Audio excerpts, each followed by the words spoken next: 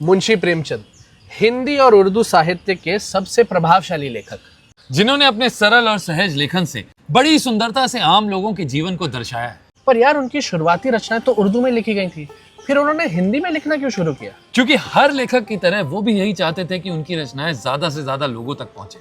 और जहां उस समय ब्रिटिश सरकार की नजर सोज़े वतन जैसी उर्दू कहानियों पर थी, वहीं सरस्वती जैसी हिंदी पत्रिकाएं नए लेखकों को मौका भी दे रही थी। और तभी उन्होंने नवाब राय छोड़ अपना तखल्लुस प्रेमचंद रख लिया।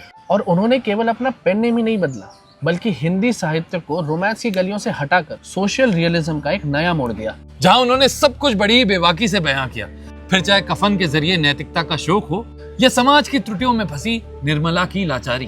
पूस की रात में हल्कू की व्यक्तिगत त्रासदी और सामाजिक विफलता हो, या फिर बड़े भाई साहब का इस बात को समझना कि सफलता सिर्फ किताबें रटने से नहीं बल्कि जिंदगी के तजुर्बे से आती है। और जो इस मानसरोवर में उतरा सो डूब गया, और जो डूबा सो तर गया। इसीलिए शायद उन्हें इंडिया का टॉलस्टॉय भी कहा जाता है। बिल्कुल, क्योंकि उनकी रचनाएं एक अमूल्य विरासत से कम नहीं है। और आज भी कोई हामिद मेले में खिलौनों की बजाय अपनी बूढ़ी दादी के लिए चिमटा खरीदता हुआ नजर आ जाएगा। मगर कोई ऐसा कालजयी लेखक नहीं मिलेगा जिसकी एकमात्र तस्वीर हो और उसमें भी उसके जूते फटे हों। हमारे हिंदी साहित्य के सम्राट